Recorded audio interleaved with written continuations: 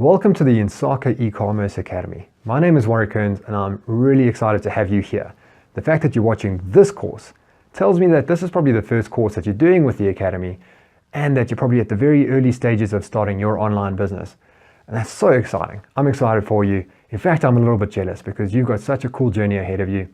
And through this course, we're going to help you validate that idea and then we're going to take it further to help you implement and execute it. Let's get started. The idea of this course is to take you through the mental process of what would be a written down business plan. I still advise that you do a business plan, but we're going to take you through the process and fast track your process thinking to see if your idea is validated, whether or not your product and business is going to be suitable for the online environment within South Africa. Right? I'm really excited to jump into this. This particular lesson is about whether or not your product will sell online, and let's dive in.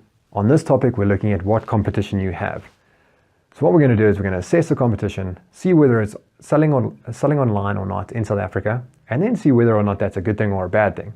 Right, so let's dive in. How are we going to find out whether your product is on sale in South Africa? Your product or service, right? What are we going to do? Well, we're online people, yeah? So we're going to Google it. Type that thing into Google and look at the search results. You've probably already done this, so you know whether or not your product is for sale in South Africa, perhaps abroad, right?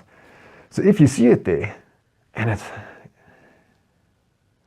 so if you see your product for sale online or abroad, don't be disheartened. A lot of people think that entrepreneurship is about creating a new product, inventing something, bringing something brand new to the market. And while that's exciting and sexy, it's not all about that. The fact that somebody else is selling your product, well, what that does, it tells you that there's a market for this product. So you're onto something. This is exciting. This is good news, right? But the fact is, you don't need to be first. You just need to be better. Your competitors have spent money and invested their time into creating brand awareness and market awareness. And now you can step in and take those sales from them. If you think about disruption is a great keyword in the market lately. Everyone's talking about disruption. That's what we're talking about here. Nobody's first, they disrupt. If you think about online environment in South Africa, think back a couple of years and Kalahari.net was untouchable. Nobody could compete against them, or so they thought, and then Takealot arrived. So if you want to be Takealot, the next Takealot, that's a dream, and I wish you all the best for that. But the fact is that you mustn't let competition get you down or think that that's a setback. This validates your idea, and we know that your product is going to sell online in South Africa.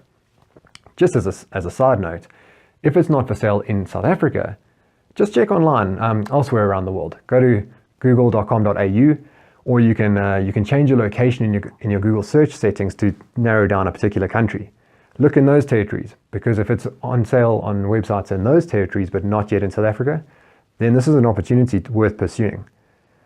How worthwhile that opportunity is can be determined by a few things.